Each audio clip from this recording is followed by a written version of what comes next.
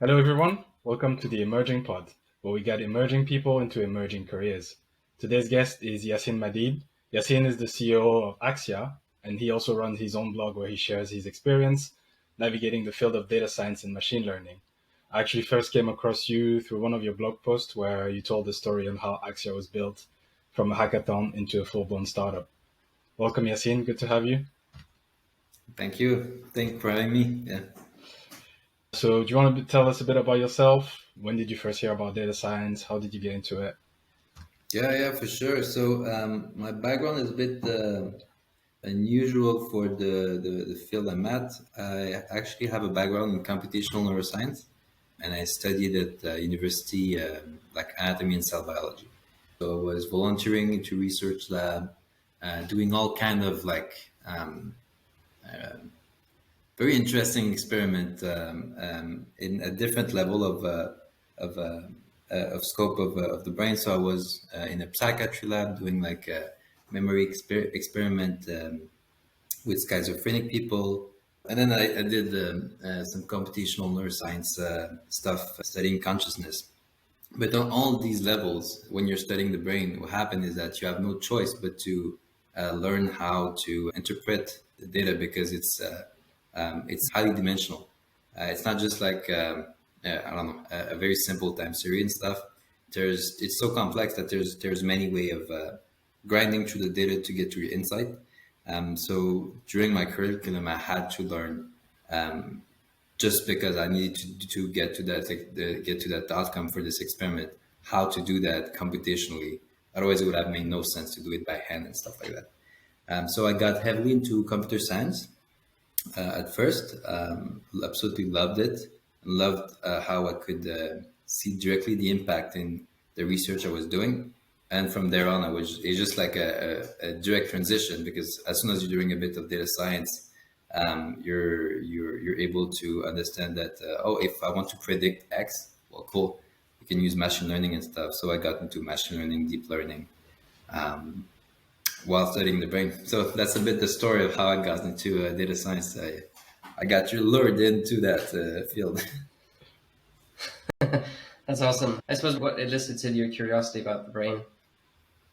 Yeah, it's such a fascinating organ. Like the very first spark I got was I was into cells before, so it's a bit more general. Cells are fantastic. It's like a world in and of itself. So I was studying like all of the different apparatus within the cells, how they behave and stuff. But every time we got into like the neurons, it was absolutely insane. Like these things are like how to say it, like it's one of the most wonderful machinery that you can have. Like the way they work, the way they generate current, the complexity that one neuron has. So for instance, like a very interesting thing is like a biological neuron can actually learn the XOR function, which an artificial neuron cannot, right? So these things are almost doing like some kind of quantum computing and stuff. Like they're so complex with like their ion channel that are in them, all of the diversity of neurons that you can have. So while I was studying anatomy and cell biology, and I saw that, and I saw how complex this thing was, I was hooked. And that time I was heavily into like learning as a meta kind of subject. So I was into Learning this how stuff. to learn. Learning how to learn. They took that Yeah. course, man, and that was great. And then I got a bit more into like neuroplasticity. I got a bit more about like how you can learn better. This is why I was doing like all of these experiments on memory. I was very fascinated by it. But then I was doing a bit like experiment with myself and my curriculum in university also. Like I did some weird stuff like taking courses without any prerequisite. I don't know if you're familiar a bit with ultra learning, but it's kind of this method of learning where you just kind of land something on some subject, and then you just figure it out. So the guy that like started this thing, he was like catapulting himself into like a random country and just like in 6 months trying to learn like as much as possible in language and stuff. So I was kind of That's doing awesome. this at university. It was rough. Like I took like a computer science class, like some last year computer science class. absolutely no background whatsoever. I was learning about OS before taking like the basic data structure class. So it was very hardcore, but the thing was, it was so intense for me and stimulating because you have to figure it out, right? You have no choice. You just sign up for this. It's past the deadline to to drop out. You get to maintain the GPA, so you just have to figure your way out, and it's amazing how much you can actually figure it out. And this is why also I was so interested into like research lab, because I was doing this on top of that, is that no one knows, like when you're doing a research experiment, usually like you're the most knowledgeable dude. Like your PI can help you out a bit, but like you're the one doing all the reading and then doing the tests and stuff. So it's the kind of same feeling where you're like, there's no one coming really to help you out. Like you have to figure it out, and you have to actually do the work and read whatever you have to read and learn whatever you have to learn to get to the outcome. So that's kind of what got me interested in this whole brain thing, and I'm still involved in this field, and I think it's like a passion of mine. Super similar to running a company. I was literally about to say that. I was like, it sounds like running a startup. Yeah, that's the next level. Like the startup, like on top of this, you have to like figure how to get funding, make sure that like you're building something valuable. So for your customers, that you're creating like an environment where you can actually get employees to work in, and that you can attain the objective. And I think it's also what like attracted me, and that was the logical kind of trajectory, because building a company it might sound weird, but it's kind of like you trying to evolve like an organism. Because if you think about it, whatever you're building is not in a vacuum. It's looking around this environment, and what you're trying to do is you're trying to make something like this organism, and you have to make it of a certain shape in order to fit in whatever like macro environment it is, and to be able to capture some value into the environment while not completely destroying it, and making so that there's kind of a feedback loop where you're thinking grow.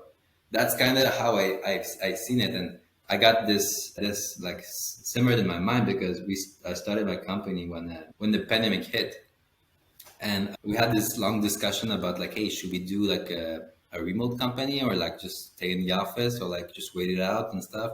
And I was like a pandemic can last a while, right? And like this thing can literally like be there for like the next 5 years.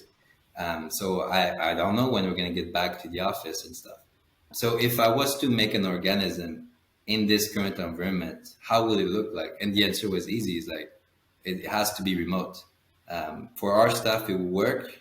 I know that there's other company like GitLab that does it. So I know that a bigger organism exists that is extracting value from its environment, and it is very, very well suited. So this is always how I was seeing building a company. It's really like at the anatomy and cell biology level. There's a great book actually on this called Organizational Physics, and it's kind of also like I didn't know about it, but it has the same kind of biological and physical view of building a company. I really like I think I really like the analogy of a cell and an organism. And yes, like as a company, you essentially, you have this thing in your head of what you think the company should do, or the problem that you're trying to solve, but you then have to adapt to your environment and create that kind of symbiotic relationship so that you can grow. I was going to ask actually, at what stage during your research period did the company come about? Was that a point where you were looking for a different challenge, or? Absolutely not. I was not like doing that. So basically, I was chugging along in my PhD. I was doing all of these like really cool experiments, all related in some ways to consciousness. And then my brother actually needed a job, so he needed a job. And the story is that he thought that doing a hackathon would be a good way of like getting in front of recruiter and stuff. And I was like, cool, yeah, let's do that. Like I can help you out with like some data science stuff so that like our things look even more cool. And then you can get that job. So we're doing these hackathon, and I was doing just purely for the fun of it and to help him out. And we kept winning a bunch of them, but like not winning like we were first place and stuff. We kept winning by by going into the next logical hackathon. So I was getting more involved into like bigger and bigger competition like this.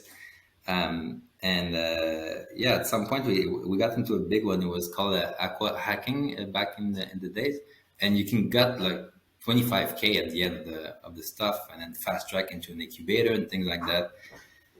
But then, like, I was just doing this purely for helping him land a job, and at some point he wasn't able to get it while doing the hackathon. He kind of got bored of the stuff, but we were in the final of this like big hackathon, and our face was everywhere. So he dropped out. There was another person that dropped out, and I was kind of like left a bit alone with my other partner, which we started a company that we're at right now. And I absolutely hate just giving up when I already committed to something. Worst case, like I'm gonna fail. I'm all good with this, but giving up it's like you're in a race and then you just like stop and go home, right? While everybody's trying to cheer you up and stuff. I was like, I'll figure it out. We'll figure this thing out. So I figured it out, and I thought to myself, like, hey, let's get to this final. Let's do our presentation, show our app. I didn't know how to code an app, but we coded that, and then call it a day while doing my PhD. And then we got into this thing, and we got fourth place. I was like, thank God, this is it. That we're done. We're done here. But actually, when you get to fourth place, you get $0, but you get fast track into like an incubator. So then I learned about what an incubator was. So I got into Santec with my other partner, and yeah, I was kind of committed into the process. And this incubator, it was really hard to get into, and I got the place there. And I was like, man, my other partner was really interested into like this startup thing. It was kind of his calling in some way. If you figure it out that this was the thing that he wanted to do. So I was like, okay, let's just do that next other thing, and then we'll be done with it. But like, long story short, we merged with another team, then we built a company, and then I was always trying to like optimize and then figuring out how we can like make it work. By accident, I've kind of founded the company and got to 25 people and like 5 million in financing and stuff. But at some point during this time, like when we actually incorporated, and I saw how similar it was to research, but with much more degrees of freedom that I had, I could do whatever I want. There was no grants where I had to write, no like paper review that I had to like figure how to make it right so that the other person will review it favorably so I can get it into that. So I can get my other grant, and like there was none of this. It was like pure like trying to make it work, and you decide what you want to build and how you want to make it work. So this thing was a pure joy for me to be able to like creatively do that thing, and I was like in the flow every day doing that stuff.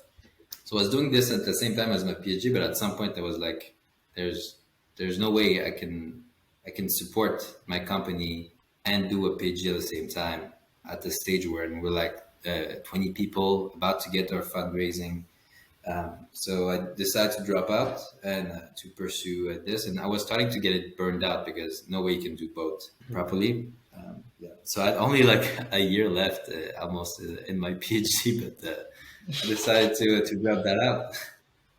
But it was fun. It was fun, honestly. Like I did like I have 7 papers, different research articles.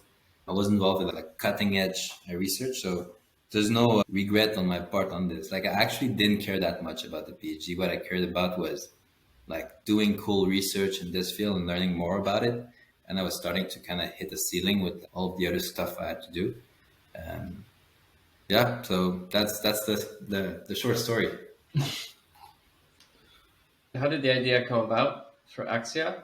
And what's the problem that you're trying to solve with the company? Did it come out of the incubator or the hackathon? Good question. Yeah, so the problem we're solving at Axya is that right now in the manufacturing sector, when you're trying to get your whatever you're trying to source, it's a real mess. Like everything is done via email, Excel spreadsheet, and there's a lot of problem in between, like the buyer and the suppliers, and there's problem on both sides.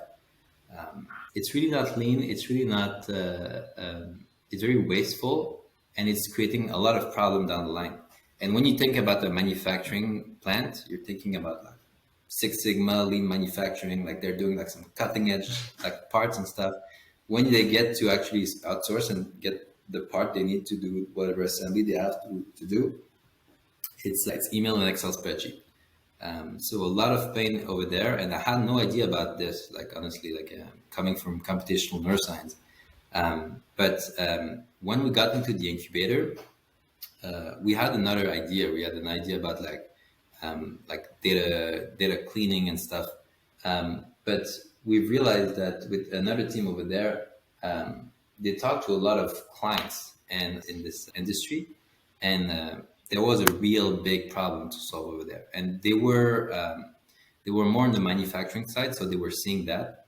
And my partner actually worked at Bombardier, so he got the insight on the buyer side, and he was like, "Hey, I was the one doing this stuff, and it sucked." So we kind of stitch out both hands, and then we were like, "Okay, but like this can be solved." And I seen it. I was like, "Yes, it's in manufacturing sector. Yes, it's like parts and stuff, but it's essentially an information problem. We're like the information is not going well from one side to the others." And like the best thing that they found was email and Excel spreadsheet. Even though that they have like an ERP or Ariba and whatnot, it's still not well fitted for the back and forth that they have to do, right?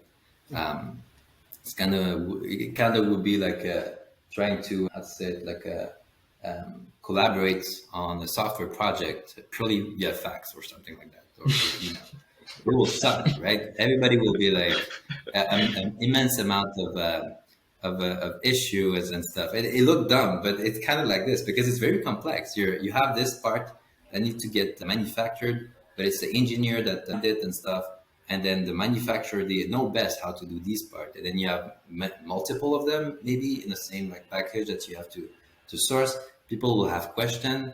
There's like all of these issues like of raw material, of shipping and stuff. So there's also geolocalization issues. There's like, does this suppliers have the material? Do they need to build the inventory? Are you going to provide the raw material? If yes, are you going to do the shipping? It's so complex. It's almost as complex as like closing a software project for some of them. So I saw that like if we're just structuring this better and like making sure that we like both sides can have the tool they need to express their idea like almost in a click, and then you can just follow the whole thing. We can have an immense amount of value, and whatever we're going to build on in this, it will just create like a loop where the buyer sees value, the supplier sees value, we get more buyer, we get more suppliers, everybody's happy. And then our organism that we're building is growing, so we can support more customers. So we're making something of value. So we did that. We did that thing, and I was not expecting the amount of success that we had. I know it was a big problem, but then the pandemic hit, and the supply chain problem just accelerated. So we were right on time. Like when we founded this was 2019. And then by the end of the year, the pandemic started, and then everything was shut down in the manufacturing sector. People were scrambling around, so it was the perfect like environment for us to kind of make our solution get adopted. And then we got some big player like Airbus, Rio Tinto, BRP, G Aviation. All of these big guys like decided to go into. And all of the suppliers that are working with them and that are working with us, they found value into the how we provided this stuff.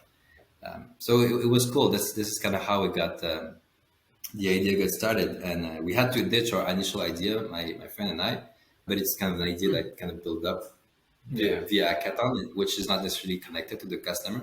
When we saw that, and we saw like our more data-driven background, and they're kind of literally on the shop floor, a level of insight, we knew that there was something here that could have a massive amount of impact. What was the previous idea that you had to give up on? The previous idea was kind of forced into us through the hackathon, and I was like, yeah, this is cool, because like the hackathon was like water focused. It was like about the freshwater issues that there's a lot of them, honestly. And I have a background in swimming, so I used to swim a lot, and I swim in open water environment. I was swimming in these body of waters that we were studying and we're trying to solve problem. And one of the problems that we selected was, it's a kind of a boring one, but it's a super important one. It's the raw sewage overflow problem.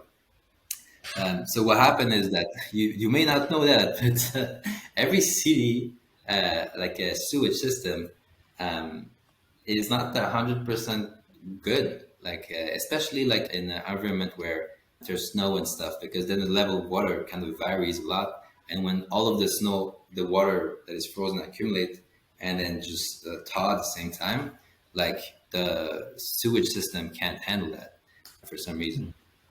So you get a lot of raw sewage in the actual body of water around the city. And I was absolutely flabbergasted by the how long it was lasting, especially like in Montreal. This was one of the cities that we did an algorithm to kind of predict when it was happening and where, because we get all of the data from the government. So we built that. We built a simple random forest algorithm that we trained on that, but it was really good at detecting like which exactly which one will be problematic when, depending on various like environmental parameter. And the idea that was kind of the thematic, and I was like, we solved the problem. That's it. We're done.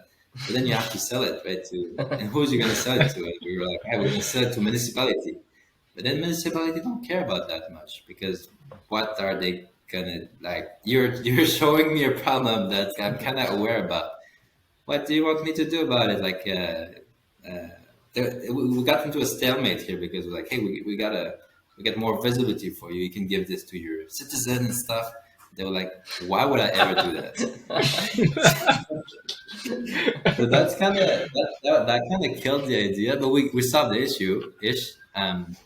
But like if you look at the actual problem, which is the raw sewage, it's much more complex. And at this point, we were like, yeah, that will be one way of going about it. So we pivoted into like kind of a data cleaning kind of software company ish. That's kind of the idea we had, because we're like, we only like the government had this information, but we had to do so much cleaning in order to get it into shape, in order to gather this insight that we're like, hey, we could do this at scale and then just clean all of these data, and then we can generate so much value.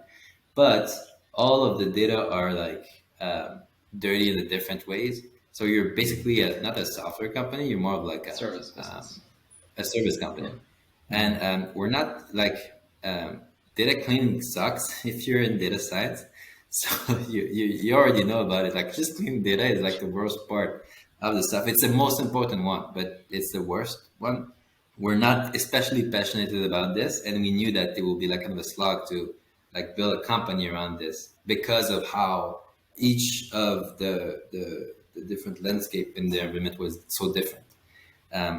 So this is when we kind of met with this other team, which was at the Samtech incubator, and they were also struggling, but they were struggling at the technological level. And I helped them out at some point. I was like, guys, you're just trying to build a crude app website. Like it's like the most basic thing that you're gonna do. Like at the start, this is what you need to do: create, read, update, and delete. That's all you need, right? You don't need any like AI stuff or anything about this. It will come when you're gonna be able to collect the data, but don't complexify this. So I had them out, but at some point we're like, hey, we're working well together, this company will be able to generate. This idea will be able to generate a massive amount of data, which we can then leverage afterward. So that was the thing that really interested me, was like, if we can get all of this information, the amount of value per customer that we can give will be amazing. Like all of this thing that they were sending via email and then noting in Excel spreadsheet, it was purely lost. They were not leveraging it afterward. So I saw that, I was like, this could be like huge. And so we've merged the two teams, and there we go. A bunch of pivot until we got to that point. Well, that's nice. That's exciting, actually. I guess the pivot is the life of a startup. So for us, actually, the pandemic was very different, and the supply chain crunch actually made us pivot away from our previous idea, because we were relying a lot on hardware, and it got to a point where it was very difficult to access. But nice. We could use Axya. Gonna help you I out guess with this one.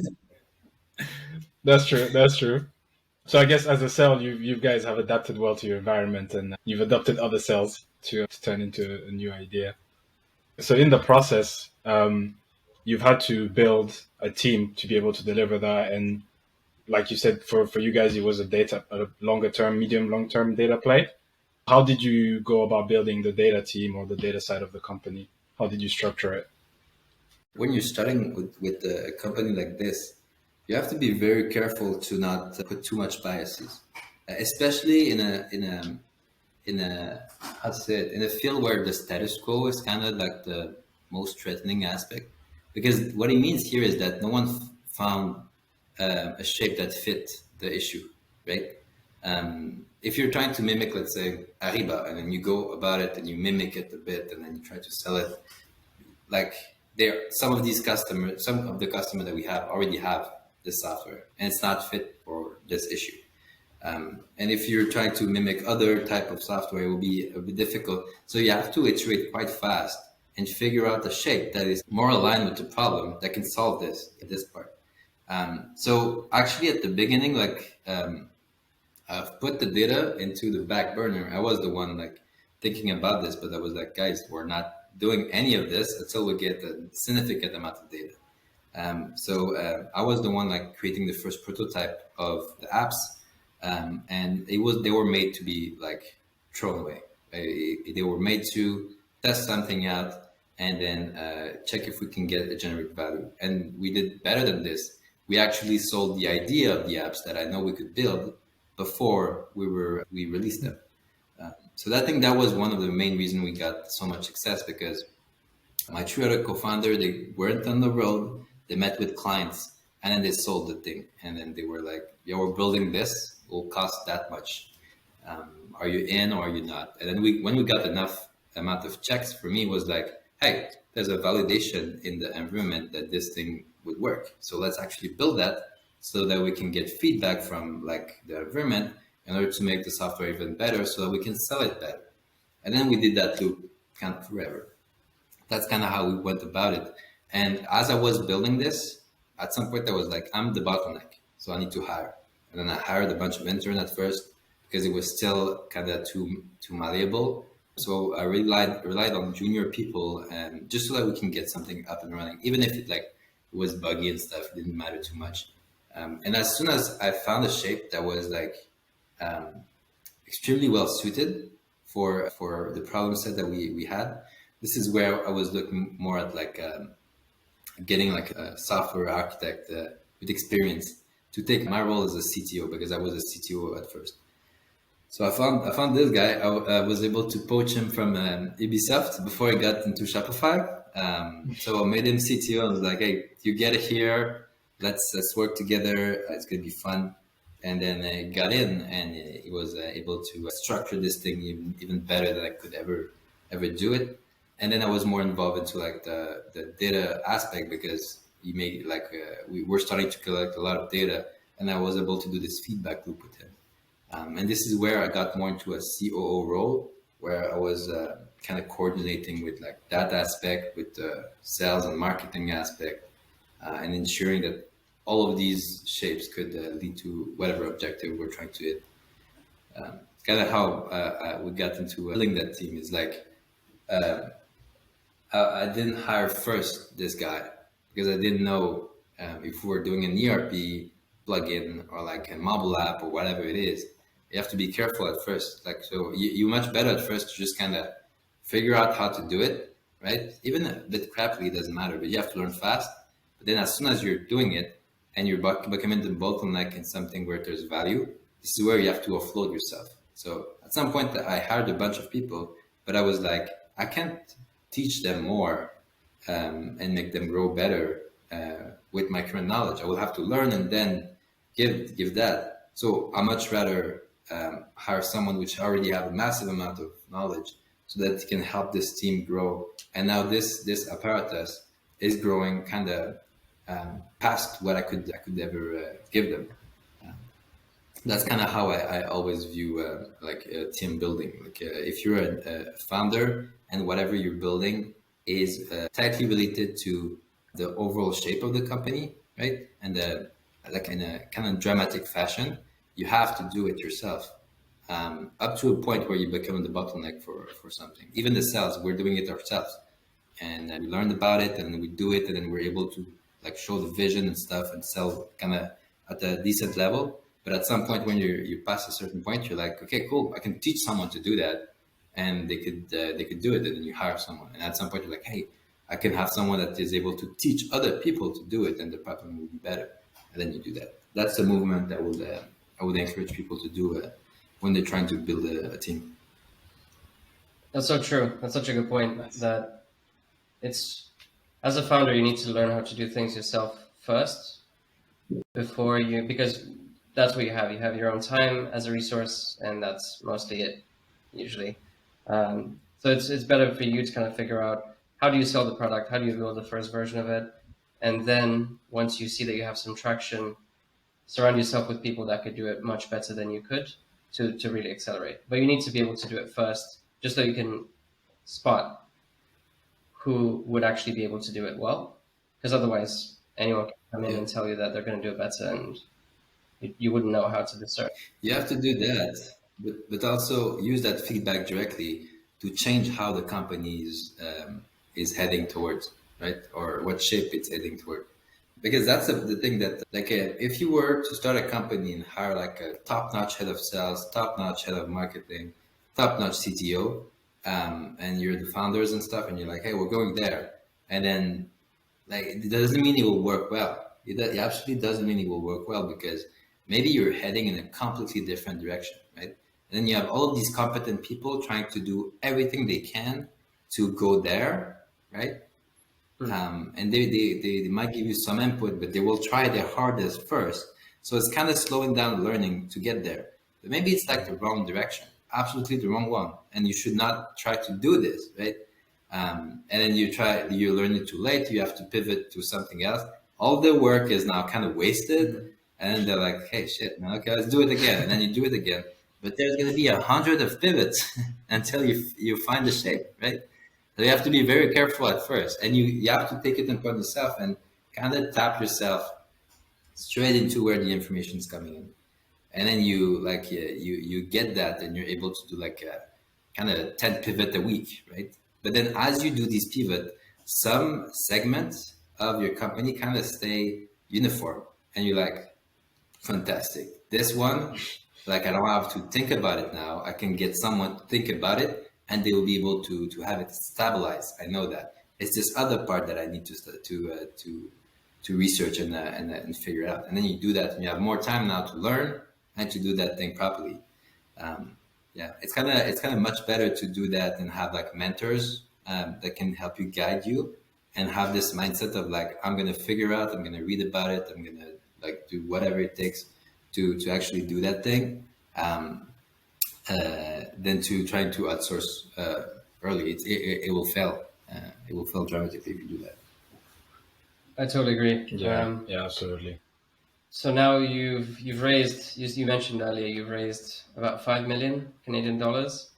Congrats, that's a huge achievement. So now you're looking to grow the team. How are you thinking about kind of working with students? Because not too long ago you were a student yourself, right? So how do you see students as a resource that you can leverage to grow the business?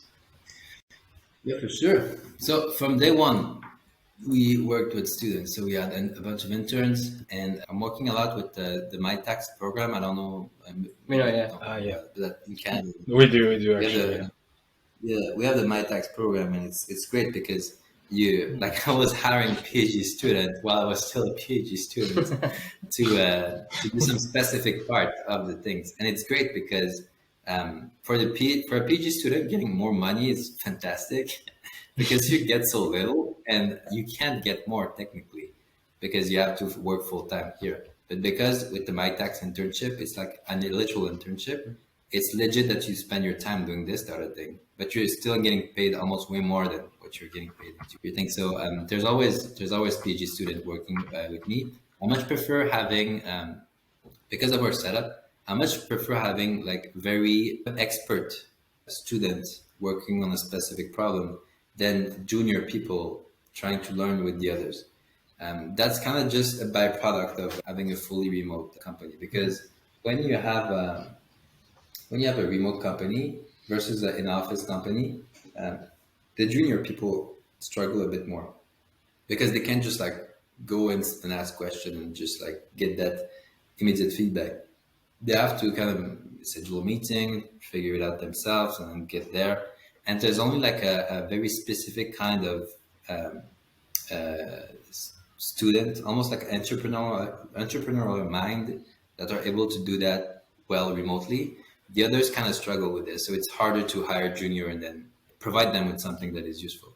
So I prioritize expert student, PhD, master level, that work on like very specific problem, and usually it's related to data. So we have like this R&D kind of a department that is working on these more advanced stuff that we then incorporate into the product and productize them. Yeah, it's kind of how we work with them. But like most of our product team is pretty senior folks. It makes sense. It makes sense. When you're a startup, you don't really have the luxury to get people on board that you can train yourself. Initially, you just need to surround yourself with experts, as you say, and really leverage that to grow the business, become more sustainable, and then as you need more and more people, then yeah, it makes sense to hire a bit down as well. What do you look for when you recruit students? What's the process? What I look for is just like, first I look at what I'm trying to get as an outcome for the kind of the company. That's the very first thing I'm looking at, and I'm looking like, is there a match with this guy or this woman for this specific thing? So I look at their historic in terms of mostly research, what they have been doing. If I see a good match, I just straight up message them and say like you're the only one person I'm looking at because you have the expertise, and I have a project that can pay you, and that is exactly this, but like with data that you will never have access before. Are you down to do that? And usually it worked well. And I work a lot with their PI directly. And usually the PIs are fine with this, depending on the kind of PI, because it's experience for them in order to get a job afterward. Sorry. Some PI prefer that they stay in academia, but yeah. Sorry, what is PI? Just in case for people who don't know. Principal investigator in a PhD, it's the person that will supervise you. It's kind of the professor that will supervise you. Yeah, that's what I do. Nice. So you are using the project that you've seen they've done as an evidence for their skill. Do you ever have to, I don't know if it's different recruiting PhDs, I guess you haven't really had any issues finding people from a culture fit point of view. So you say if you find someone that has the right project, do you ever come across someone that maybe you're like, okay, maybe they're not the right fit for Axya where we are now? So I would say the rest of the company, yes, like this happened just naturally. But we have our core values and stuff, so we know like on what to assess if they will be a good fit or not. But on the research side, it's like maybe it's because I'm biased, because I took my kind of profile and I staple it into like the company. So those are the core values. Like PhD student, I rarely had any issue with any of them because they fit this really well. And I know they fit kind of the entrepreneurial mindset because their problem that they're working on is almost more difficult than what I'm asking them to do for our stuff. And I know that they're gonna figure it out, because if they're doing a PhD right now on this like super esoteric problem set, pretty sure that they had a whole bunch of trying to figure it out what the hell they should be doing with this thing, and that they're kind of the only one that can do it. So when I put them here, usually go well. Like they know how to interact with their peers. It's much more stimulating because it goes much faster. So they are very engaged with the stuff. I think I had zero cultural fit problem with PhD student at my company. Might be different for their other company, but I think because of the way I've set it up, they kind of have a fast track into the company. It's interesting actually, because what we're building is essentially a way for companies to be able to identify people with the right skill set, and literally what you just said, fast track them to having a conversation and establish a culture fit.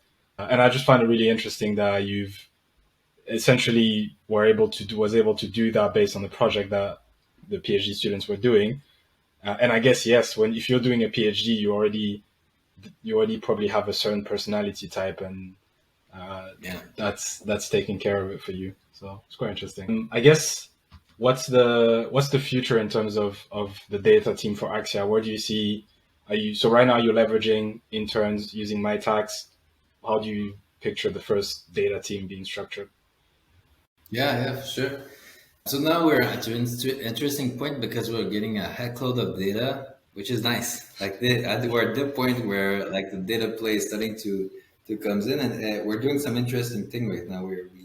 We're taking like the data that let's say that our customers are putting into the pipes monthly, and then we're giving them back into like a value added format. So instead of like having all of this data fragmented, like the thing I was talking to you when I was trying to sell you the software, here it is. And then they look at it and like, wow, I have my supplier scorecard. I know what is happening. I know where like I have some issues in my supply chain. Here's how it looked like. So I can actually do something about it.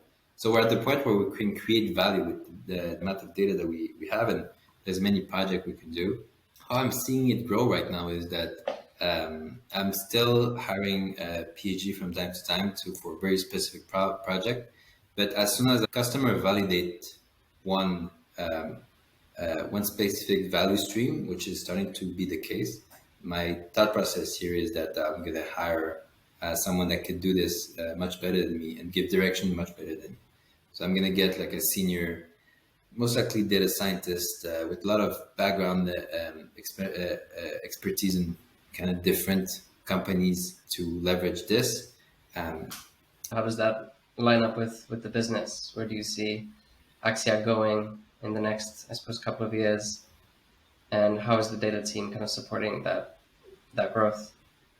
Interesting thing with their product is if you look at let's say the source to pay process that we're kind of digitalizing and fixing for manufacturing sector, in the typical source to pay process, there's two parts that are a bit funny because they're called sourcing analytics. So you take the data and then you do some analysis, and then there's the master data management, which is you take the data and you shove it back into your system so that you have like one master data.